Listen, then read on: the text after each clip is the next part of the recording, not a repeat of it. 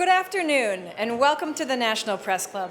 My name is Angela Greiling-Keene. I'm a reporter for Bloomberg News and the 106th president of the National Press Club. We are the world's leading professional organization for journalists, committed to our profession's future with programming such as this, while fostering a free press worldwide. For more information about the National Press Club, please visit our website at www.press.org. To donate to programs offered to the public through our National Press Club Journalism Institute, please visit press.org/institute. On behalf of our members worldwide, I would like to welcome our speaker today, as well as those of you in our audience. Our head table includes guests of our speaker, as well as working journalists who are club members. And if you hear applause in our audience, I'd note that members of the general public are also attending, so it's not necessarily evidence of a lack of journalistic objectivity. I'd also like to welcome our C-SPAN and public radio audiences. You can follow the action today on Twitter using the hashtag NPCLunch. After our guest speech concludes, we'll have a question and answer period. I will ask as many questions as time permits. Now it's time to introduce our head table. I would ask each of you to stand briefly as your name is announced. From your right, William Wilkins, Executive Director of TRIP, the Road Information Program. Marilyn Giwax, Senior Business Editor for NPR and a member of the National Press Club Board of Governors. Thomas Burr, Washington Correspondent for the Salt Lake Tribune and the Chairman of the National Press Club Board of Governors. Gabe Nelson, Washington Correspondent for Automotive News. David Shepardson, Washington Bureau Chief for the Detroit News. Selim Bingle, General Motors Vice President of Global Communications and Public Policy. Allison Fitzgerald, Finance and Investigative Reporter at the Center for Public Integrity and the Chairwoman of the National Press Club Speakers Committee. Skipping over our speaker for just a moment, Danny Selnick, Vice President at Business Wire and the member of the Speakers Committee who organized today's lunch. Thank you, Danny. Jerry Zrumsky, Washington Bureau Chief for the Buffalo News and a former National Press Club President. Nairi Wright, Senior Vice President at MSL Group. John Hughes, Editor at Bloomberg's First Word and the Treasurer of the National Press Club. Michael Lindenberger, Washington Correspondent for the Dallas Morning News. And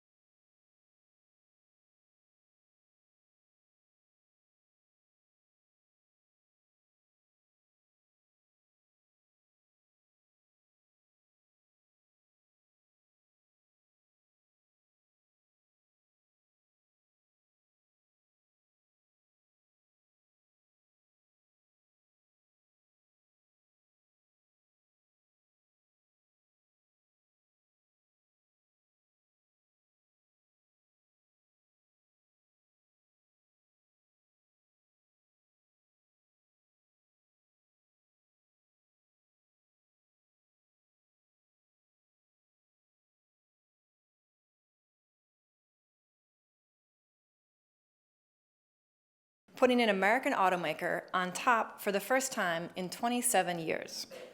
GM cars and trucks have won accolades from Consumer Reports and Motor Trend. Before joining GM, Mr. Akerson was a managing director and head of global buyout for the Carlyle Group here in Washington, and served as CEO or president of several telecommunications and technology companies, including MCI, Nextel Communications, XO Communications, and General Instrument. Please join me in giving a warm National Press Club welcome to General Motors Chairman and CEO, Dan Akerson.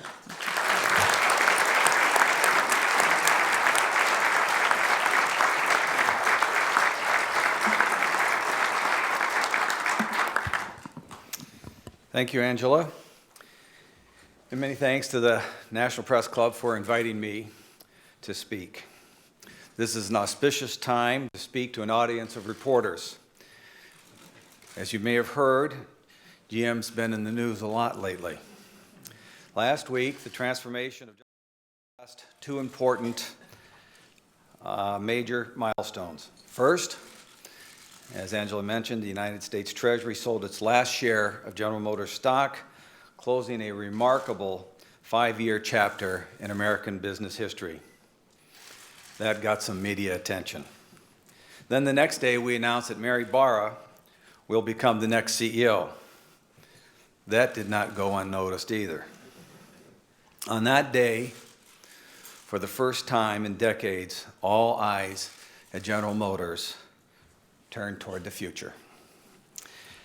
The end of Government Motors era has cleared the way for General Motors to truly soar forward, and soar we will. We are building a GM that America can once again be proud of. It's not been easy. The path forward for Mary and the team will not be easy either. The enormity of the task became crystal clear when I became CEO. The new GM was, in a word, fragile. We'd emerged from bankruptcy that lasted only 39 days. That was good because we did not do irreparable damage to our brands or to our dealer networks. But a 39-day quick rinse bankruptcy only gave us time to repair the debt side of our balance sheet. Truly transforming a business would take much, much more.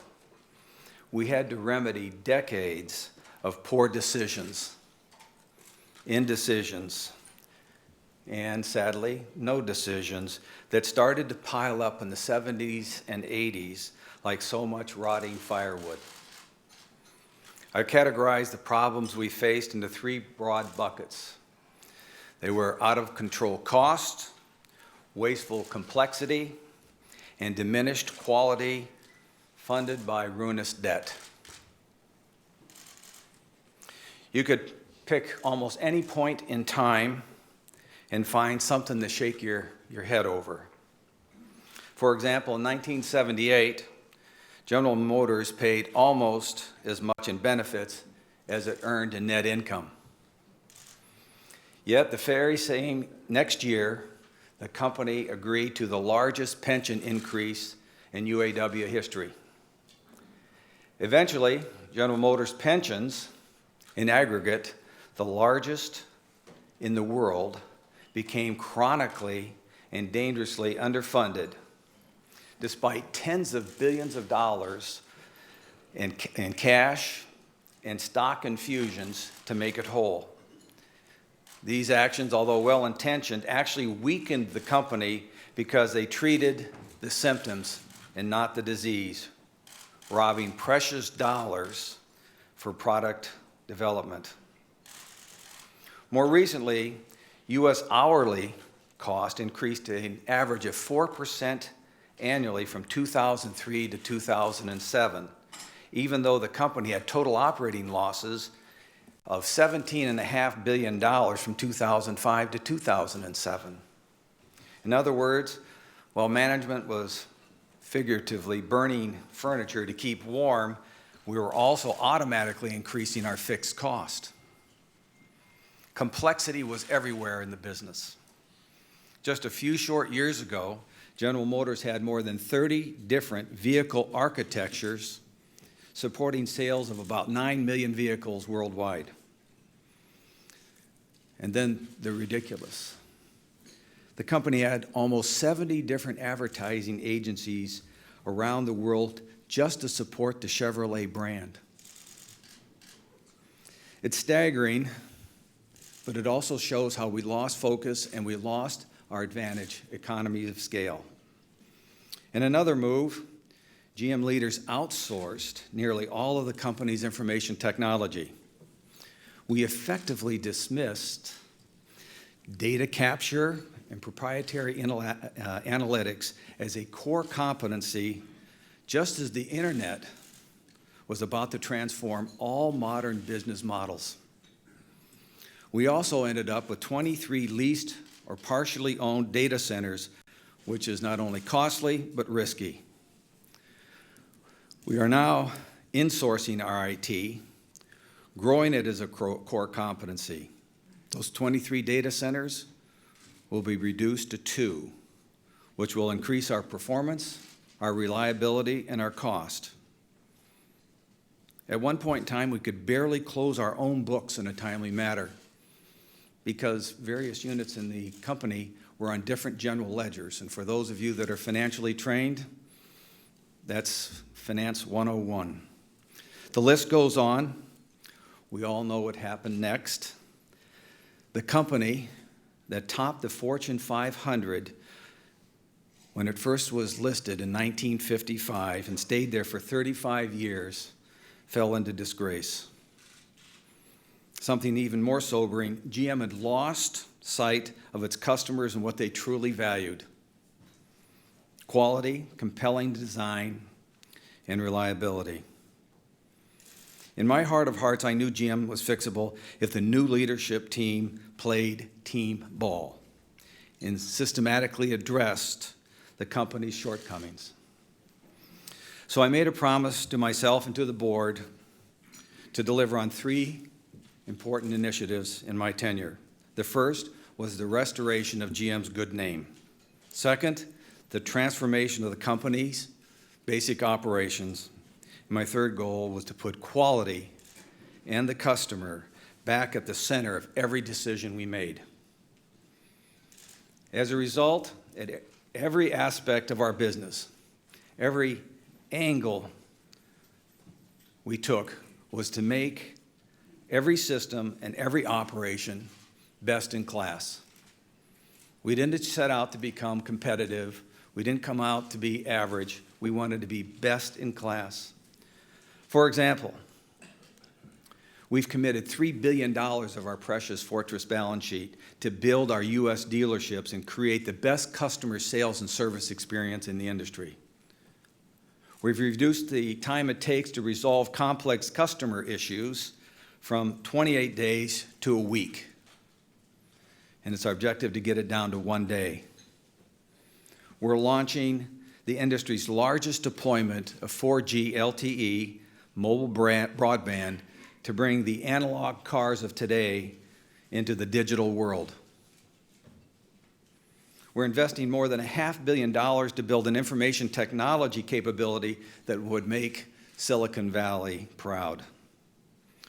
We've invested more than $4 billion to grow GM Financial around the world. Soon we'll be able to provide financing in markets that account for 80% of our sales on a global basis. We have been the patent board's automotive innovation leader for years, decades, and yet we were slow to commercialize our intellectual property. We're now innovating for the benefit of our customers. I'll give you a good example. Reducing the weight of our cars will improve our mileage fuel economy to meet the new, more demanding standards. That means we're going to have to use more aluminum. Some may be engineers in this group. No one's ever figured out how to weld aluminum.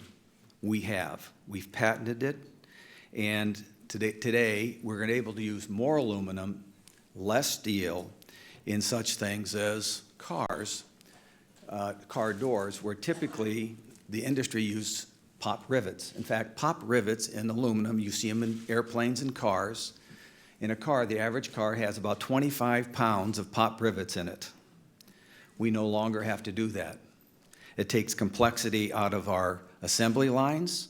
It reduces investment, lightweights the cars, and gives us competitive advantage. We revamped our financial systems from stem to stern, top to bottom. We're now getting to the point where we can take and understand profitability on each car by VIN number, no matter where it's manufactured or where it's sold around the globe.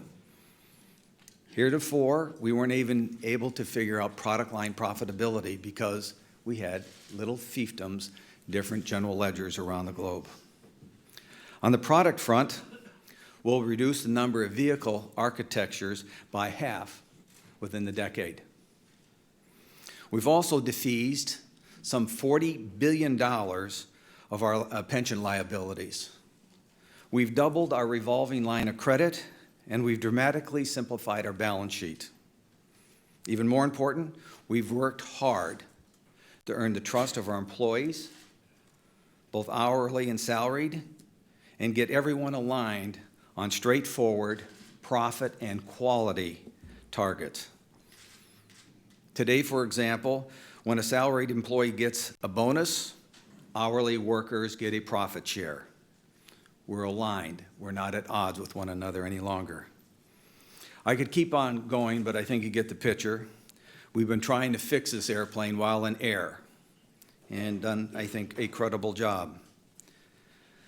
The bottom line results of all this work has been encouraging.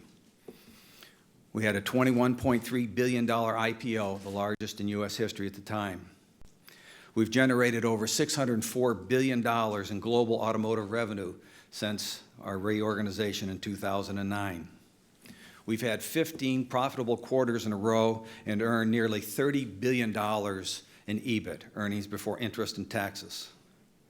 We've announced more than $9 billion in capital investments in U.S. facilities. We've returned to the S&P 100 and S&P 500, and we've regained our investment grade rating from Moody's. And there's much more to come. I'm sure that Mary Barra and her team will continue the momentum. All of this is good for our employees, our investors, our industry, and our country. But none of it will matter for much if we go back to business as usual. That's why it was critical to put the customer back in the center of every decision we make. I keep returning to this theme because it's what the world's strongest brands do. They embrace the customer as foundational. This is the biggest cultural change that we've been able to infuse into the new GM. I think our products tell this story best. It was only a few years ago that President Obama rhetorically asked, why can't they make a Corolla? Please. Well, no one's asking that anymore. Today, we're taking on the best vehicles in the world and winning with products like the Cadillac CTS and Chevrolet Impala. We're re-entering new product segments like mid-sized trucks that our domestic competitors have abandoned to the Japanese. And our trophy case is filling with quality awards. In fact, we became the first and only American automaker to top J.D. Power's initial quality study, ever. Consumer Reports ranked the Chevrolet Impala and Silverado as the best sedan and truck you can buy. Just last week, Auto Week magazine named the Corvette and the Silverado as the best of the best. Now that's okay, but it's the first time that one manufacturer ever won both categories in the same year. The Cadillac ATS is the 2013 North American Car of the Year, and its stablemate, the 2014 CTS, which was Motor Trend's Car of the Year, named last month, is up for Best North American Car for 2014. That'll be named next month. I anxiously await the outcome. It's an embarrassment of riches that, quite frankly, I'm not embarrassed about. Good as all this sounds, the truth is we are still in the early chapters of our comeback story, and we have a lot to prove, especially to those who left us for other brands. The only way to bring them back is to keep making cars, trucks, and crossovers which are world-class quality, reliability, durability, and compelling designs. That's a big commitment, and it costs a lot of money. We're in a capital-intensive business that demands steady and significant investment regardless of economic up and downs.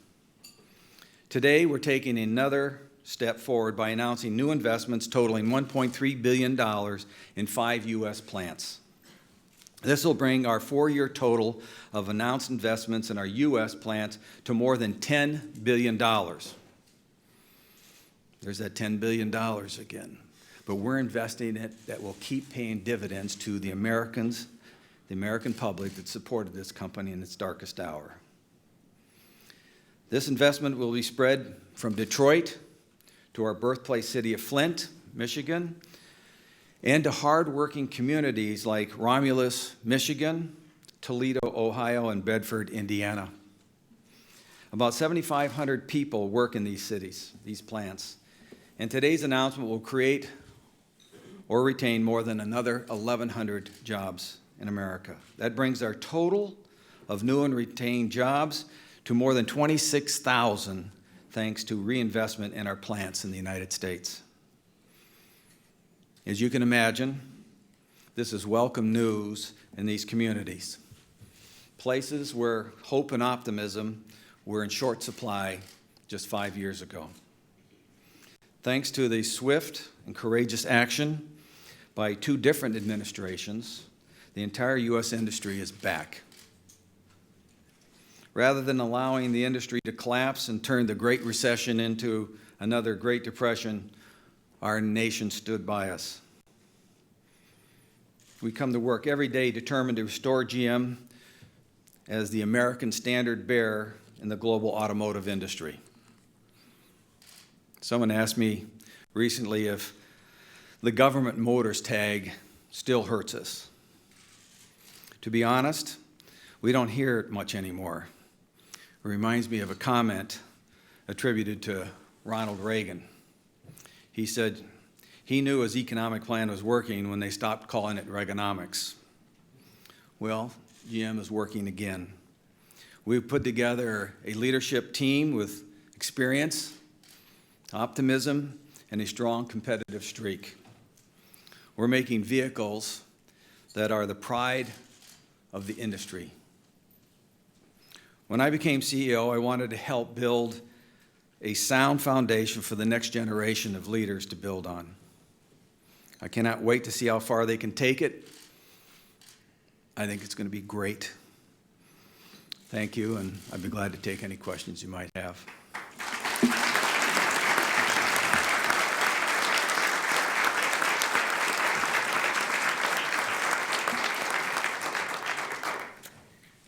Thank you.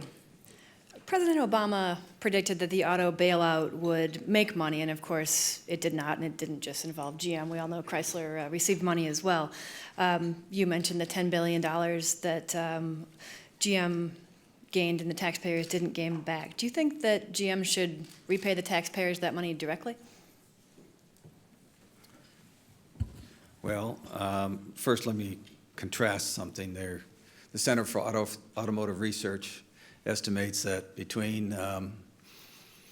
not having to pay for unemployment, social cost in the various communities in the Midwest in particular, and lost tax revenue, that there was actually about a $36 to $38 billion gain. Not included in those calculations, we had a $26 billion pension deficit that's never thrown into those calculations that would have gone on to the PBGC's account, and the federal government would have had to foot that. That's never brought into the calculation. That being said, One of the advantage I have is I wasn't there. So when you go through a bankruptcy court, having come out of private equity, everybody kind of takes a haircut at the table. And we've paid back all the debt and the preferred the government gave us. They took an equity interest. They could have cast the bankruptcy differently. They could have made low-interest loans, for example. They didn't. They were taking a ride, just like you do when you buy stock. And we have new shareholders. We went to the market and we sold tens of billions of dollars of equity. When you come in, you're buying that stock based upon how that's racked and stacked and who owns what and who's taking what risk. To go back and pay that back, I can tell you there would be shareholder suits that would be difficult to defend. So the die was cast back in '09. It played out, I think, for the national good. Why seed an industry that really, as I mentioned, for many years, there were decisions, no decisions, bad decisions. All that's in large measure been rectified. And the automotive industry in this country is somewhere between 3.5% and 4% of the total GDP. To have ceded that to foreign competition, in my opinion, as an American, would have been a serious mistake. So I would not accept the premise that this was a bad deal. GM, of course, had applied for low-interest loans from the government and then rescinded the application before a decision was made on that. How would GM be different today if you had gone through and received those loans from DOE? Yeah. Actually, that was one of my first actions. I figured we'd taken enough from the government. We were either going to stand on our own two legs or not. And we turned those loans down and decided to go.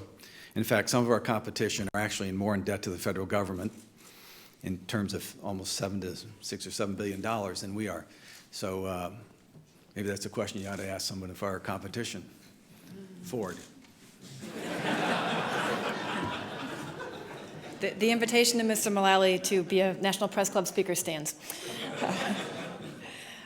Questioner asks, why did GM deserve the taxpayer money and not, say, Filene's Basement or Reader's Digest or maybe Hostess, which got a lot of attention for its bankruptcy? Well, as I said, I think the automotive industry, in my opinion, great countries do several things really well. I think they manufacture and add value, and they grow their food to a large measure. And they're traders. They're international traders. And when an industry such as ours, and believe me, there are very few countries in the world that don't help their key manufacturing sectors. Believe me, I see it every day when we compete against them. Whether it be in Europe or Asia, it's there. The question is, was it a good investment? Was the automotive industry more central to the prosperity of this country than Hostess Twinkies or cupcakes? I would argue these are high-paying jobs in communities that the government, I think, had a compelling interest to invest in. And as I said, whether you take my perspective on it or the Center for Automotive Research, I think net-net it was a positive for the U.S. economy. Will GM have an easier time recruiting executives now that government pay restrictions are no longer in effect? I don't know. When we've recruited a very good team, and I will tell you, it wasn't about money. It was about being part of the transformation of a once great company and restoring it back to great. And not everybody works just for money. I didn't come to General Motors for a paycheck. I came because, A, it was an interesting business paradigm, business situation, probably the most challenging industry in my generation, but more importantly because what this country represented to this economy and to this nation. And I don't think that pay was a factor not only for myself, for any of the senior executives. That said, our competition is seeing what we're doing. I mean, I've hired a number of people from some of our European competitors. They thought we would come out of the gate back in 2009 and fail. They thought they were prescient. They thought we were going to be the 2009 version of the healthcare program. It didn't, and it was tough. There were many long nights and hard work, and we aren't done yet, but it has been one of the best business experiences for our team, one that I think they'll remember for the rest of their life. So yeah, I do think we're going to have to pay better because now we're viewed as attractive again, and we have a lot of really young, capable executives. How has the bailout affected the culture of GM?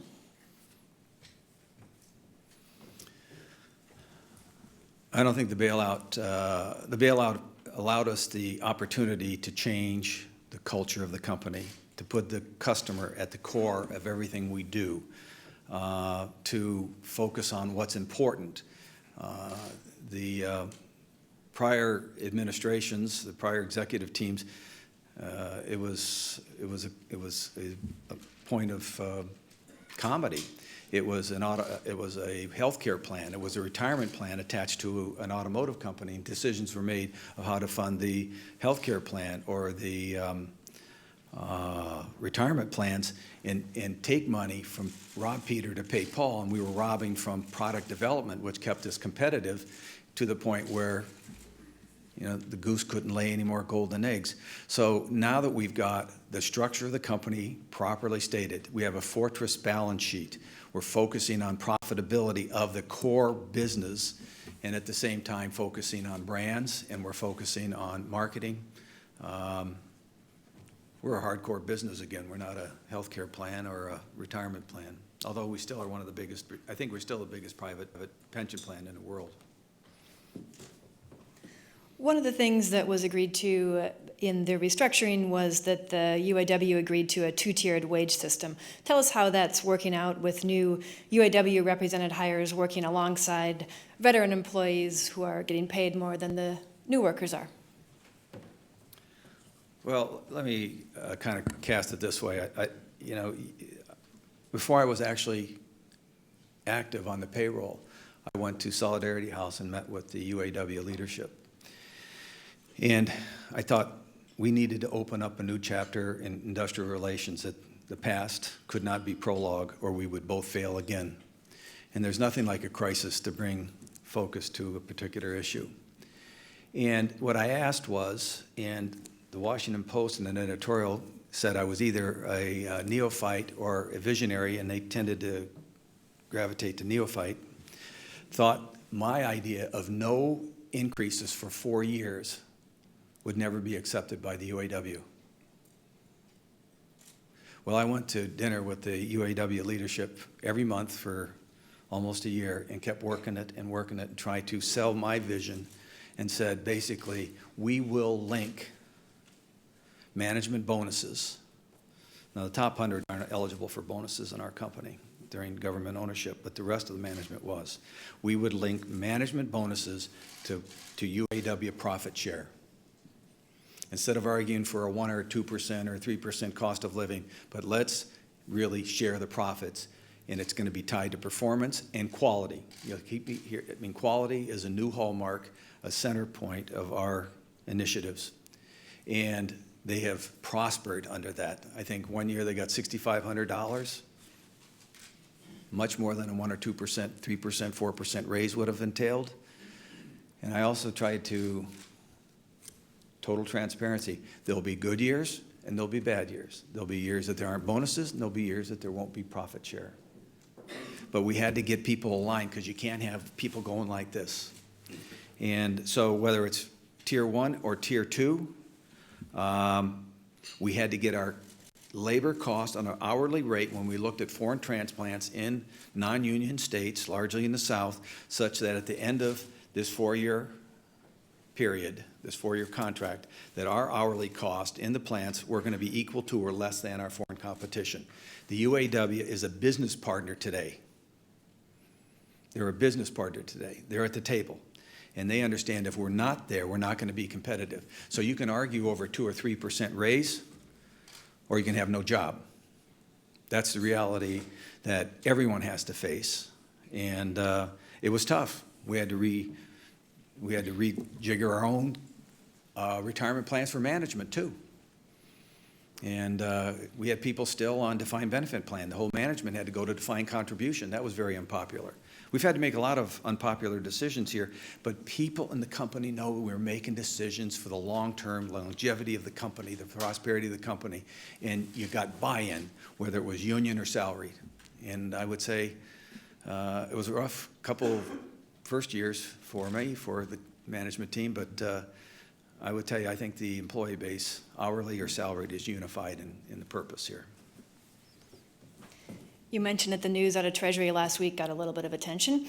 Do you plan any marketing or advertising campaigns around that? Maybe roll out something during the Super Bowl? I don't think people eating tacos and chili are going to pay much attention to a thank you to the American taxpayer. I might be wrong on that, but we don't have anything planned right now. We may do something, but it wouldn't be within the Super Bowl atmosphere. Salaried retirees at Delphi have been waging a very public campaign for years now in which they contend they were cheated out of a large share of their pensions. For this, they blame government negotiators involved in their restructuring. What is your take on that? Do Delphi salaried retirees have a legitimate gripe? And if so, where should the blame lie? Well, I'm going to address that question in the following manner. That was done well before I arrived. Prior to the bankruptcy courts make tough calls, but the facts are the following. Delphi was spun out 10 years before we went into bankruptcy. It was a fully funded pension plan, and that company ran their own pension plan, and we ran our own pension plan. And a lot of companies are spun off. And that's where the court's decision along that line, and I won't argue the merits, I'm not a lawyer, but I know it's a very volatile subject, but again, I wasn't there when the decision was made. I wasn't there when the Delphi was spun out, but I know it was spun out with a fully funded pension plan at the time, 10 years prior to bankruptcy. What does the future hold for former Delphi facilities that are now again part of GM, such as the former Delphi facility in Lockport, New York? Are they on secure ground, or will GM have to make further cuts and consolidations in its operations? I have no idea on a specific plant basis, and if I did, I wouldn't comment here. Looking to your successor, some have downplayed the significance of Mary Barra being the first female CEO of a major automaker, but it's a big deal. What do you see as the significance of having a woman in that job? I haven't read anything that downplayed it personally, but nor do I think it should be. I think it is noteworthy. I think it's historic. I think Mary Barra was picked purely on her talents, hard work, and her success. Nothing else, not because of her gender. And I'm proud of the history that General Motors has in terms of promoting qualified minority and female employees. We do that because of STEM, science, technology, engineering, and math graduates coming out of colleges. About 20 to 25% of our plants in this country are run by women. The young woman, I don't know exactly how old she is, but that runs our manufacturing engineering, the folks that are in the plants that are actually, you get into a plant, it is complex. Woman who runs our supply chain purchasing, global purchasing, supply chain management, a woman. Our quality initiatives and customer experience, woman. These are all ladies that serve on the executive committee. We're proud of that. So I'm not surprised that Mary rose to the top. She has been with the company for, I believe, 30 plus years. Graduated from GMI. Think of GMI like you would West Point or Annapolis. General Motors doesn't run it anymore. Had their own service academy, if you will. And she went to Stanford, did her MBA, and came back to the company, has performed exemplary. So I think it's noteworthy. I think it should be, and I think she was well deserving of the appointment. Your announcement today is about the $1.3 billion invested around the U.S. A questioner asks about plans to increase investment globally. Well, between product development and capital expenditures, this will shock you, we spend $15 billion a year. So when we spend $1.3 billion.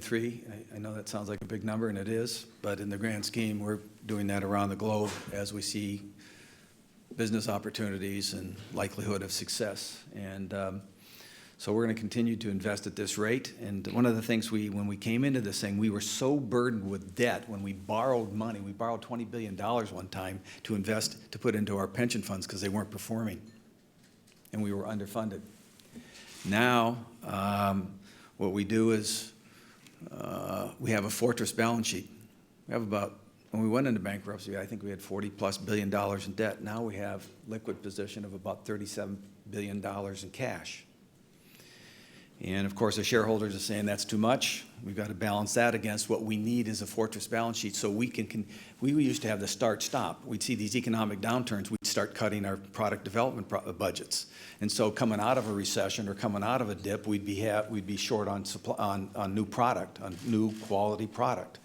We want to be able to invest, power through, if you will, economic ups and downs, such that we're consistently, when we come out of a downturn, that we'll have a strong portfolio, product portfolio. So we are going to continue to invest, whether it be at the plant level or into new product, and we've got to maintain that balance sheet, that it's strong and not compromise it. We're in a capital-intensive, cyclical industry that in large measure is determined by long-range planning. We've got to think out 10, 20, 30 years to make sure that we're competitive. GM has invested $500 million in its Arlington, Texas facilities. Questioner asks, why such a big bet in Texas and why on SUVs in particular? Well, I think Willie Sutton said it. Why do you rob banks? Because that's where the money is. Why do we invest in this particular plant? We make SUVs there, and SUVs are highly profitable. All of our plants turn a profit, but we want to be in all segments of the market, whether it be in subcompact or in large trucks.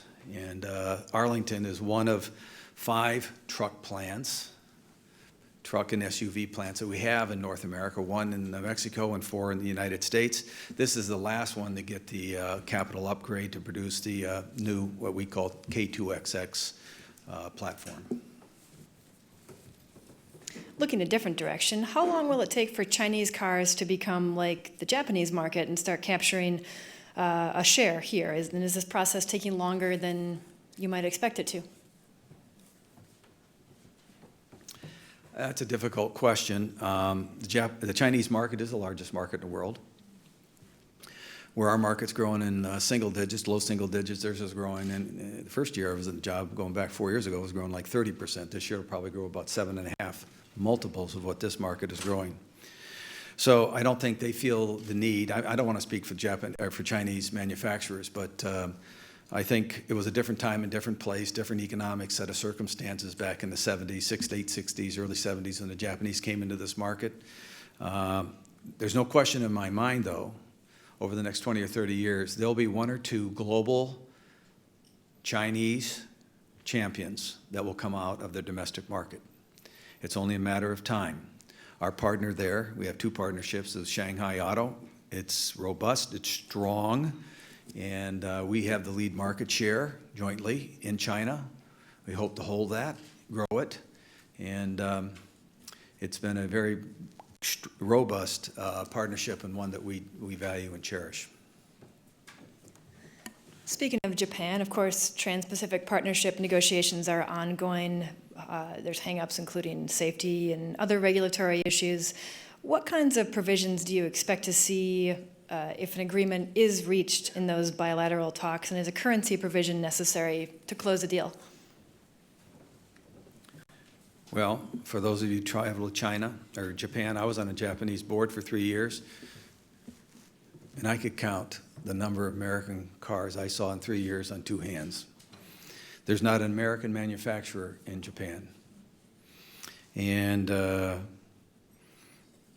throughout Asia, the Japanese yen is weakened to the point where they have a 20% advantage, not only versus the United States, not only versus the dollar, but other major currencies, to include the Korean won and the euro. The United States at times has been called, because of our fiscal policies, has been called a fiscal monetary manipulator. I wouldn't necessarily attach that to Japan, but there's a lot of monkey business going on here. So that is an important part of the TPP, and one that I think needs to be watched very, very carefully. Here in Washington, auto regulator David Strickland announced last week that he's stepping down. What is your assessment of his tenure?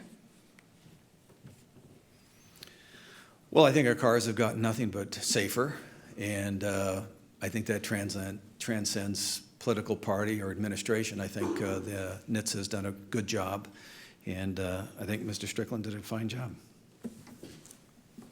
Any idea where he's going to land next? I don't think he's going to come to General Motors to work.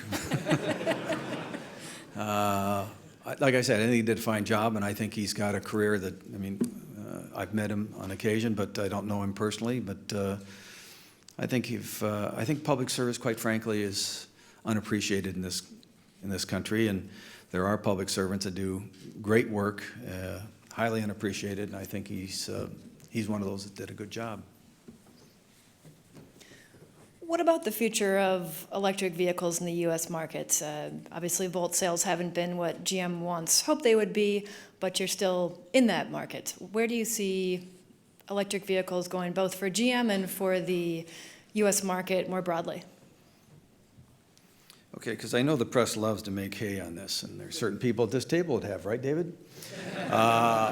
Volt will sell more Volts this year than Jaguar will sell cars in this market. We'll sell more Volts in this market than 4 out of 5 Audi models will sell in this market. There are 230 odd different. We're right in the middle in terms of Volts. So there are a lot of cars that aren't selling as well as a Volt. Not that this is a sore subject. But this car is a step forward. You know, I hear about other cars that have had fires and things of that nature. We've never had a fire with a Volt, never. We were able to start one in a test sense. We crashed it, T-boned it. We didn't drain the gas out of it. We didn't drain the electric battery. Never had an accident. We've had something like 150 million car miles. Never. We've T-boned them, had them totaled, not one. They're safe, A. B, you don't have range anxiety. In other words, you have an onboard generator. You can take that car, you can drive it from Washington to LA and back and not worry about it. And you say, well, why aren't people? Well, 80% of Americans drive 40 miles or less per day. That car will run 40 miles without a charge. It's pretty damn good. I have one. I've got 12,000 miles on it. I've put less than $75 of gas in it in 2.5 years. So it provides the utility I want, but it keeps the air clean. And if I want to drive it, if I want the utility of driving it for long distances, I can without worrying about range anxiety. So this is the future, because think about, let's say we could develop a car that goes 100 miles on a charge or 200 miles on a charge and has an onboard gas generator. We've got to get the nomenclature right. It's electrical. Because I know there aren't a lot of electrical engineers probably in the crowd, but engines produce alternating current. You have to run it to an inverter, convert it to DC, direct current, to charge that battery. That saves emissions, CO2, it saves gas. This is a great car. And we're going to come out with a new one here this month called the ELR, which is a Cadillac, not unlike the Volt. And we're working on more advanced versions of this type architecture and all electric cars. So yeah, I do think it has a future, because battery technologies just in my last 3.5, 4 years has gotten better. It's going to get better. There are going to be breakthroughs, and you know, you got to be there early and often, and you can't be an interloper that shows up 10 years later and says, hey, where were you when the party started? We're here early. As you alluded to, after the post-crash test fire in the Volt, GM was subject to NHTSA investigation, congressional hearing, et cetera. You didn't name names, but I will. Tesla has not been hauled before Congress at this point, although there is an open NHTSA investigation. Do you think that there should be more attention right now being paid to those post-crash Tesla fires? You know, I think companies should be judged on how they handle crises. And when we had in a NHTSA test, and there was a question about the safety of the car. And it was reported in the Wall Street Journal. I said, this was our Tylenol moment. We offered to buy back any car. We offered to give a replacement while we tested it. We crashed 8 other cars, same circumstance. They did, we did. We could not replicate it. And for those of you that are science majors, or engineering majors, if you have 9 experiments and you get 1 over here and 8 over here, you tend to believe that. Well, we stuck with it. We kept, we had the battery taken out of the car. We pierced it with a 1/8-inch spear. We put it on a spit. We broke the seal, like if you had a glass of water and you suck up the water, put your finger on it, pull it out, take your finger off, it falls out. That's the type seal we had on the battery, encased battery. We broke the seal, continued to spill coolant onto the battery, and rotated it in 90-degree arcs. And it took a week before it started to arc. So the testimony that I was called to give, it was the question, it wasn't about us, ostensibly. It was, did NHTSA do their job properly? That's what, but it was really, there was a political agenda, there's no question about that. But the fact that we handled it so much differently than other car companies. We offered to buy them back, we offered replacements, and then we went in and we put additional buttressing to shed the load if we were to take a hit, a major head-on or a side T-bone as they call it. And that car, like I said, I think 150 million miles. And I think some 75,000 on the road today, something like that.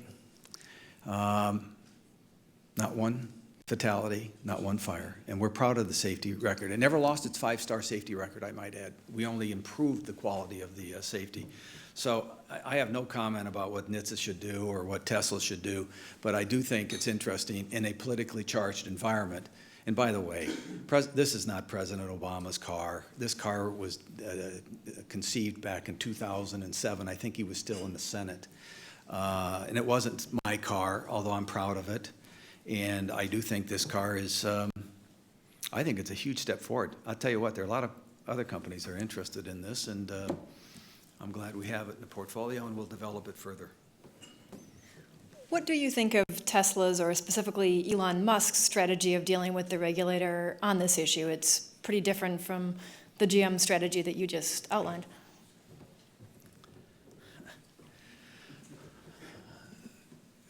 There were many things I wanted to change when I came to General Motors, and one of them was whether it be a safety issue, climate, we were going to be part of the solution and not part of the problem. There are different points of view on every controversy that you run across in the world. And you can't just fold your arms and say, well, that's not the way I see it. Engage in the dialogue and try to come up with an acceptable solution that makes sense, the best. So that's the General Motors approach to the problem, and others will have different approaches to it. What about self-driving cars, which of course GM is developing along with lots of your competitors? Are they overhyped, or are they going to be part of our future car market here in the US and around the world? Well, we already, for those of you that are fortunate enough to drive GM cars, you can get active cruise control, which at first kind of puts you off. You come up on a car and you might think you should be only 100 feet back, but you can set your settings. It says, no, it'll start to slow you down. It'll actually stop the car. In fact, backing out of my garage, every once in a while, it thinks I'm a little too close to the side. It stops me, which is a little bit unnerving. That being said, I think you'll see self-driving cars in the right circumstances. I can't imagine, quite frankly, and maybe I'm just old and don't understand, but in a crowded urban environment where a child chasing a ball could dart in front of you, I can think of 100 examples that I'd want to have some positive control by a human. If you're on the road going 70 miles an hour, 65 miles an hour, whatever the speed limit is, you ought to be able to, but we have that. that technology exists today where you can be sitting talking to you and the car's going to pretty much take care of itself. It won't let you wander out of the lane. It'll speed you up and slow you down. It'll do all that fine. But in a confined urban environment, I can think of weather, lights burn out at an intersection, an animal, a dog, a puppy. I can see all sorts of, maybe the plaintiff's bar would love that. They would criticize your software. I think it's a ways off, let me put it that way. I think it's going to have to be another generation before that comes. Let's squeeze in a cafe question, too, since we're in Washington. What do you think the auto industry should do at the midterm review in 2018? Is it an opportunity to weaken the 54.5 standard? Well, I was pretty involved in the new cafe standards because I thought previous senior executives weren't actively engaged enough. Little things came out. For example, we produce trucks. Well, Hyundai didn't. But when we looked at our combined fleet, it included trucks. And I grew up in a rural area in Minnesota where dual-axled trucks, you needed heavy-duty trucks that don't make 25 miles a gallon, but you haul in heavy equipment and livestock. So we were serving a market that some of our competitors didn't. So one of the things we wanted was to bifurcate trucks, have a new separate requirement, and cars. Level the playing field. Because some don't want to play in the market across the board that we serve, Ford serves, Chrysler serves, and so does Toyota and Nissan to a certain degree. The second thing was, believe it or not, in this country, if you produced 24,999 of a specific Mercedes or BMW, you didn't have to pay the guzzler tax if you had bad mileage. Why does Mercedes and BMW need an advantage in our home market? We don't get it in Europe. That was eliminated.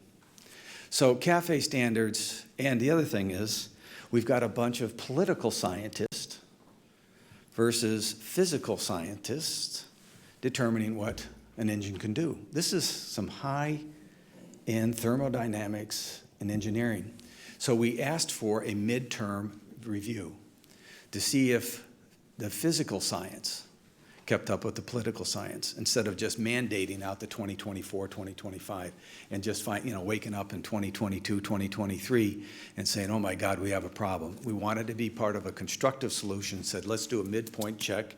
It's not an opportunity to renegotiate, it's to see if the science, the real science, kept up with the political science. And I think that's a responsible industry perspective to take and one that I was glad to see that our regulators agreed with. We are almost out of time, but before asking one last question, I've got a couple of housekeeping matters to take care of. First of all, I'd like to remind you about our upcoming speakers. On December 19th, we have Ricky Skaggs, Grammy winner and bluegrass legend.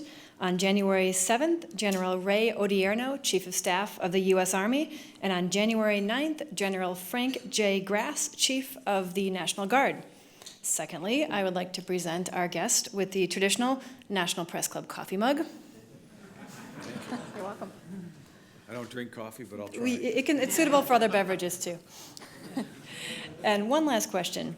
A month from now, when you are in the private sector, what's the first car you're going to buy? Well, I think I am in the private sector.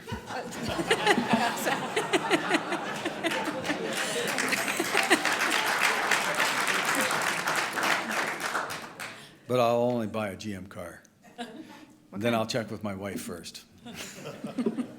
Politic answer. Thank you.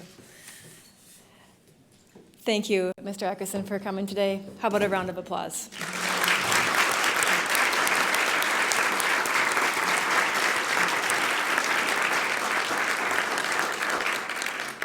I'd also like to thank our National Press Club staff, including our Journalism Institute and Broadcast Center staff for helping organize today's event. Finally, here's a reminder, you can find more information about the National Press Club, including a transcript of today's event, on our website at www.press.org. Thank you We are adjourned.